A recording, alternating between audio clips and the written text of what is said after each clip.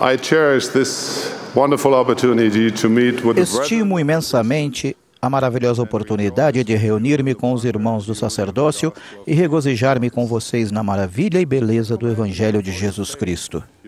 Eu os elogio por sua fé, suas obras e sua contínua disposição de fazer o bem. Compartilhamos um elo comum pelo fato de termos todos recebido a ordenação ao sacerdócio de Deus por meio daqueles a quem foi confiada a santa autoridade do sacerdócio. Não se trata de uma bênção pequena, é uma sagrada responsabilidade.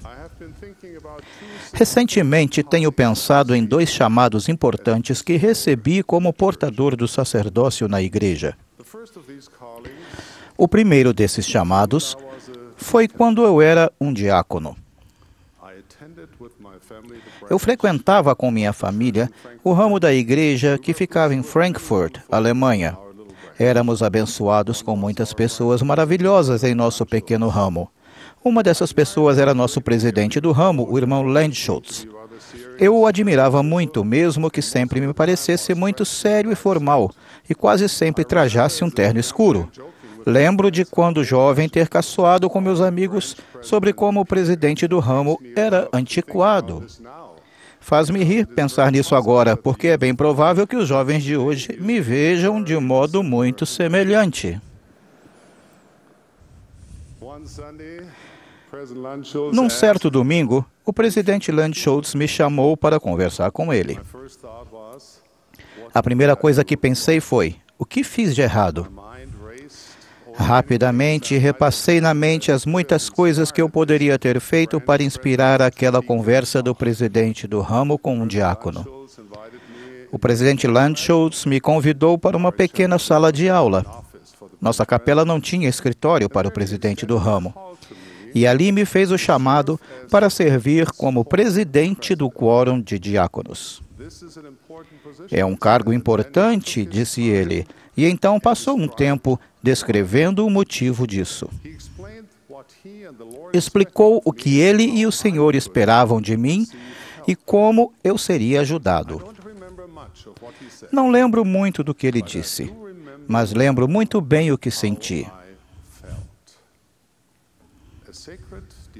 Um espírito sagrado e divino me encheu o coração à medida que ele falava. Pude sentir que esta era a Igreja do Salvador e senti que aquele chamado que ele fizera tinha sido inspirado pelo Espírito Santo. Lembro-me que saí daquela salinha sentindo-me bem mais alto do que antes. Já se passaram quase 60 anos desde aquele dia, mas ainda guardo na memória aqueles sentimentos de confiança e amor. Quando relembrava esse fato, tentei lembrar precisamente quantos diáconos tínhamos em nosso ramo naquela época. Pelo que me recordo, creio que havia apenas 2. No entanto, isso pode ser exagero da minha parte.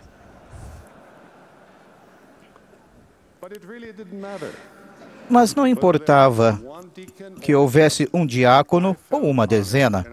Senti-me honrado e desejei servir da melhor forma possível, sem desapontar o presidente do ramo ou o Senhor. Dou-me conta agora de que o presidente do ramo poderia ter agido displicentemente ao chamar-me para aquele cargo.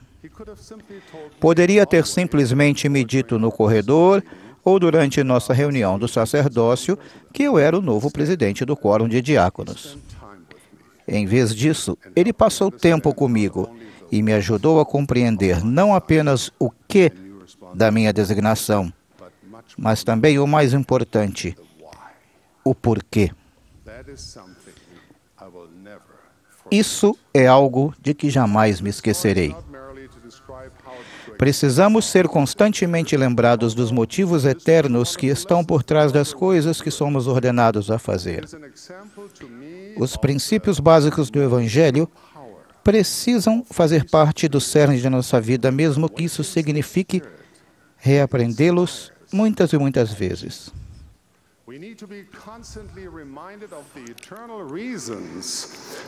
Isso não quer dizer que neste processo deva ser mecânico ou tedioso. Em vez disso, quando ensinamos os princípios fundamentais no lar ou na igreja, devemos fazer com que a chama do entusiasmo pelo Evangelho e o fogo do testemunho levem luz, calor e alegria ao coração das pessoas que ensinamos.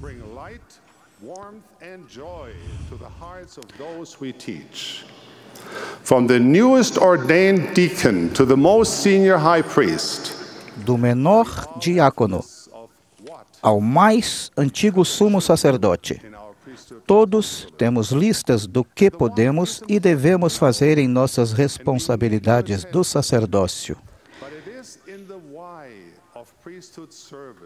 O que é importante em nosso trabalho e precisamos cuidar dele, mas é no porquê do serviço no sacerdócio que descobrimos o fogo, a paixão e o poder do sacerdócio. O que de servir no sacerdócio nos ensina o que fazer. O porquê inspira a alma. O que informa, mas o porquê transforma. Outro chamado no sacerdócio em que tenho pensado muito veio vários anos depois, quando eu já tinha minha própria família. Havíamos nos mudado de volta para Frankfurt, Alemanha, e eu acabara de receber uma promoção no trabalho que exigiria muito tempo e atenção da minha parte. Naquela época atarefada da minha vida, o elder Joseph B. Wirthlin me chamou para servir como presidente de estaca. Em minha entrevista com ele, muitos pensamentos me passaram pela mente, inclusive a preocupação de que talvez eu não dispusesse do tempo exigido para servir naquele chamado. Embora me sentisse humilde e honrado pelo chamado, questionei-me brevemente se poderia aceitá-lo. Mas foi apenas um pensamento fugaz, porque eu sabia que o elder Wirthlin fora chamado por Deus e fazia o trabalho do Senhor. O que mais eu poderia fazer se não aceitar? Há ocasiões em que, com fé, temos de dar um passo na escuridão, confiando que o Senhor colocará terreno sólido sob nossos pés assim que o fizermos. Portanto, aceitei com alegria, sabendo que Deus providenciaria o necessário. Nos primeiros dias daquela designação, tivemos na estaca o privilégio de receber treinamento de alguns dos maiores mestres e líderes da igreja, homens como o elder Russell M. Nelson e o presidente Thomas S. Monson. Seus ensinamentos eram como orvalho do céu e foram uma inspiração para nós. Ainda tenho as anotações que fiz naquelas sessões de treinamento. Esses irmãos nos deram a visão do que significa estabelecer o reino de Deus, edificando o testemunho pessoal e fortalecendo famílias. Eles nos ajudaram a ver como aplicar a verdade e os princípios do Evangelho a nossas circunstâncias e época específicos. Em outras palavras, líderes inspirados nos ajudaram a ver o porquê do Evangelho, e nós tivemos de arregaçar as mangas e trabalhar. Em pouco tempo percebemos que havia muitas coisas que uma presidência de estaca poderia fazer. Tantas, na verdade, que se não estabelecêssemos prioridades inspiradas, acabaríamos deixando de fazer as coisas importantes. Começaram a surgir prioridades alternativas, tirando nosso enfoque da visão compartilhada pelas autoridades gerais. Havia muitas coisas boas a fazer, mas nem todas eram as que mais importavam. Aprendemos uma lição importante. O fato de algo ser bom nem sempre é motivo suficiente para demandar nosso tempo e recursos. Nossas atividades, iniciativas e planos devem ser inspirados e amparados pelo porquê de nosso serviço no sacerdócio. e não por qualquer modismo ou interesse superficial do momento. Caso contrário, podem distrair nosso trabalho, diluir nossa energia e aprisionar-nos em nossos próprios passatempos, espirituais ou temporais, que não são o cerne de nosso discipulado. Irmãos, saibam que é preciso autodisciplina para manter-nos concentrados nas coisas que mais podem aumentar o amor a Deus e ao semelhante. Revigorar casamentos, fortalecer famílias e edificar o reino de Deus.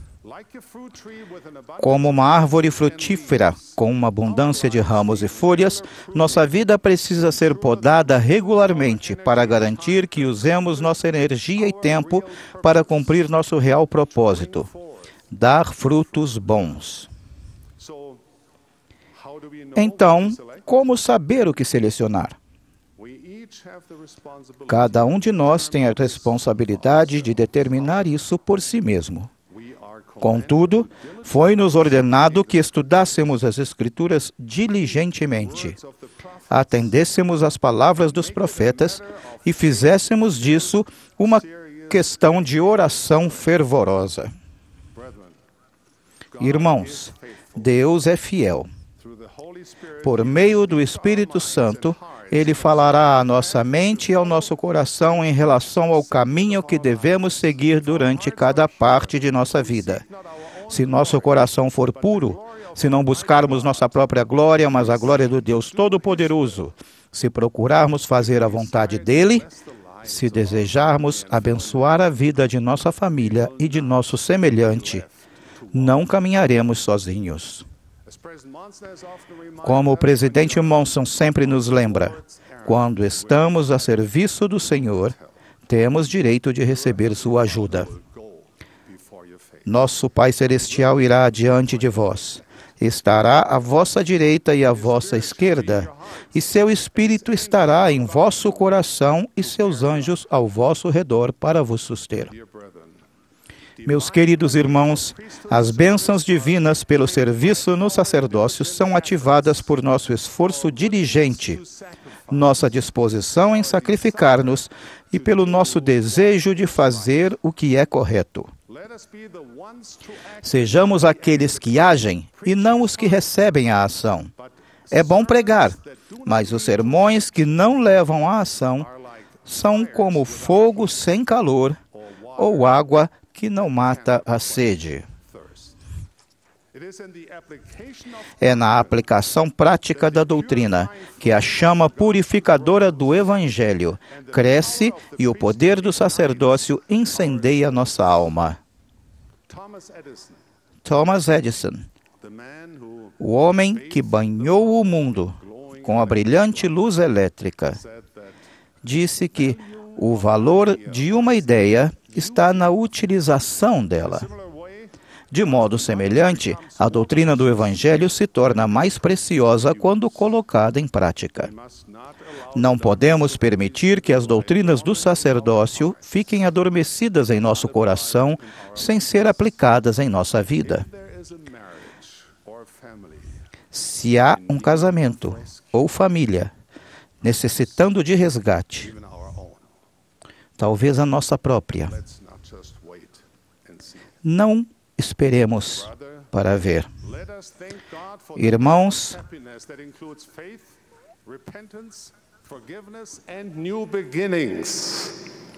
vamos colocar em prática o plano de Deus, que inclui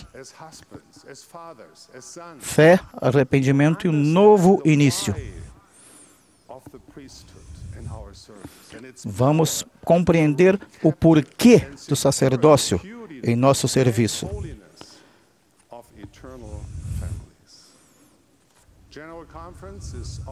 A Conferência Geral é sempre uma boa época para ouvir e fazer. Portanto, sejamos cumpridores da palavra e não somente ouvintes. Irmãos, convido-os a ponderar as palavras proferidas pelos servos de Deus neste fim de semana e depois ajoelhar-se e pedir ao Senhor, nosso Pai Celestial, que ilumine sua mente e toque seu coração. Implorem que lhes dê orientação para a sua vida diária, em suas responsabilidades na igreja e em seus desafios específicos. Sigam os sussurros do Espírito, sem demora. Se fizerem tudo isso, prometo que o Senhor não permitirá que caminhem sozinhos. Sabemos que, apesar de nossas melhores intenções, nem sempre as coisas andam como planejamos. Cometemos enganos na vida.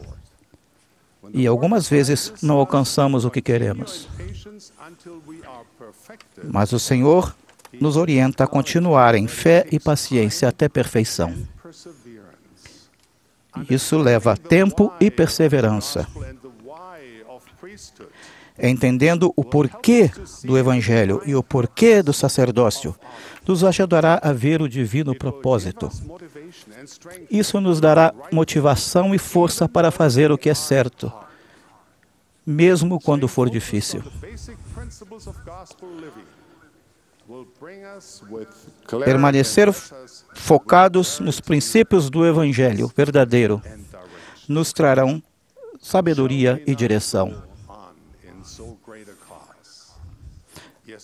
Não prosseguiremos em tão grande causa? Sim, irmãos, prosseguiremos. Guiados pelo Santo Espírito, aprenderemos com nossos erros. Se cairmos, vamos nos erguer. Se tropeçarmos, seguiremos em frente. Jamais vacilaremos e jamais desistiremos. Como uma vigorosa irmandade do sacerdócio de Deus, estaremos unidos, ombro a ombro, concentrados nos princípios do Evangelho restaurado de Jesus Cristo e com gratidão serviremos nosso Deus e nosso semelhante com dedicação e amor.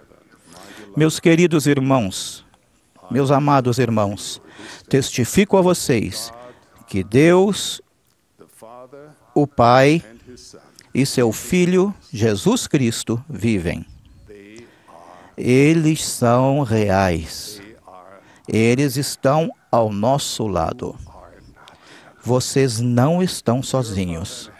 Seu Pai Celestial se importa com vocês e quer abençoá-los e sustê-los em retidão. Tenham a certeza de que Deus fala à humanidade em nossos dias. Ele vai falar com vocês. O profeta Joseph Smith viu o que disse que viu. A Igreja de Jesus Cristo dos Santos dos Últimos Dias foi restaurada na terra pelo poder e pela autoridade do Deus Todo-Poderoso, o sacerdócio que vós portais. Minha oração é que, como portadores de seu sacerdócio, estejamos sempre em sintonia com o porquê do serviço no sacerdócio e usemos os princípios fundamentais do Evangelho restaurado para transformar nossa vida e a vida daqueles a quem servimos. Ao fazermos isso, o infinito poder da expiação vai purificar, limpar e refinar nosso espírito e caráter, até que nos tornemos os homens que devemos ser. Presto testemunho disso. Em nome de Jesus Cristo. Amém.